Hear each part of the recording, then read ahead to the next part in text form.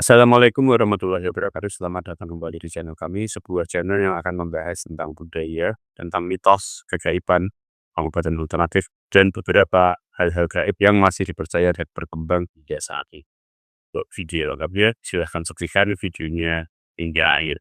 Pada video kali ini kita akan membahas tentang mitos pesugihan yang masih dipercaya hingga saat ini. Bahkan untuk mitos pesugihan sendiri, itu sebenarnya muncul pada abad ke-15 Masehi, terutama saat penjajahan oleh VOC. Nah, pada saat penjajahan oleh Belanda, rakyat begitu sangat menderita. Saat itu, kaum priai atau bangsawan mulai bekerja sama dengan pihak Belanda. Dan saat itu muncul para rakyat jelata yang mulai menjadi seorang pedagang. Efek dari situ, banyak muncul orang-orang kaya baru. Yang dulunya orang kaya lainnya ada pada VOC ataupun para bangsawan, para priai. Ternyata pada saat itu orang-orang kaya juga bermunculan, juga mulai ada dari para pedagang yang awalnya dari rakyat jelata. Nah, rakyat jelata yang mulai melakukan usaha dagang tersebut tiba-tiba memiliki kekayaan yang bisa dibilang mapan pada era saat itu. Sehingga memunculkan persepsi bahwa mereka melakukan kekayaan secara instan.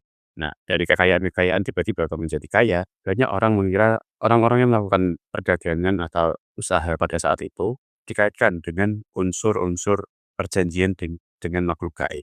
Bahkan untuk budaya yang berkembang hingga saat ini, banyak para pedagang, para pebisnis masih mempercayai bahwa kekayaan instan itu bisa diperoleh dengan melakukan ritual-ritual kekayaan secara gaib. Atau bisa biasa disebut juga dengan pesugihan. Pesugihan itu sendiri berasal dari kata sugih yang artinya kaya. Jadi mencari kekayaan dengan cara gaib. Pesugihan yang berkembang di Indonesia terjadi abad 15 kala itu dan banyak mitos tentang pesugihan itu. Salah satunya ada pesugihan yang ada di Gunung Kawu. Di sana terdapat pesugihan dengan melakukan ritual dan perjanjian di depan tempat ritual. Biasanya untuk pesugihan di Indonesia banyak dilakukan di gunung-gunung, bahkan di kuburan-kuburan, di tempat petilasan, makam keramat, tempat wingit, hutan, sampai juga ke laut, terutama laut selatan. Pesugihan di laut pantai selatan sangat fenomenal dan hingga saat ini masih sangat dipercaya dan kaitannya sangat erat dengan Nyai Roro Kidul. Bahkan di sana pun ada beberapa versi, ada yang melakukan ritual dengan tumbal keluarga atau orang-orang terdekat yang disayang. Ada juga ritual yang menggunakan tumbal dari musuh. Berbagai macam prosesi ritual banyak dilakukan di Nusantara. Untuk hasil atau tidaknya mungkin kembali kepada kepercayaan dan fenomena yang ada. Untuk bukti nyatanya, rata-rata orang yang melakukan pesugihan jarang melakukan testimoni atau cerita sukses dari pesugihan karena pesugihan sendiri adalah aib di mana nyawa ditukar dengan harta atau uang. Tapi apakah benar kalau pesugihan itu ada yang tanpa tumbal? Mungkin di beberapa tempat ada pesugihan yang dengan kepercayaan masih dipercaya juga hingga saat ini memang ada yang tanpa tumbal.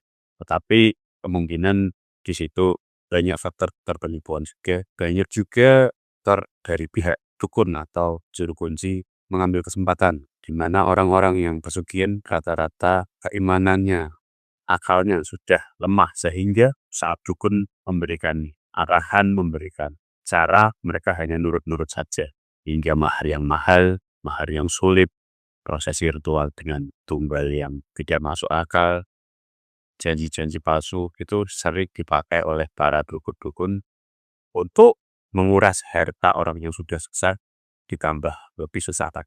Mulai dari Jawa Tengah, Jawa Timur, Jawa Barat, ada saja tempat-tempat untuk melakukan hal ya, baik di gunung-gunungnya, pantai-pantainya, apapun di hutan dan makam-makam keramat. Salah satu di pantai selatan seperti di Parangkusumo, Parangtritis, kemudian di Pangandaran, di Jawa Barat.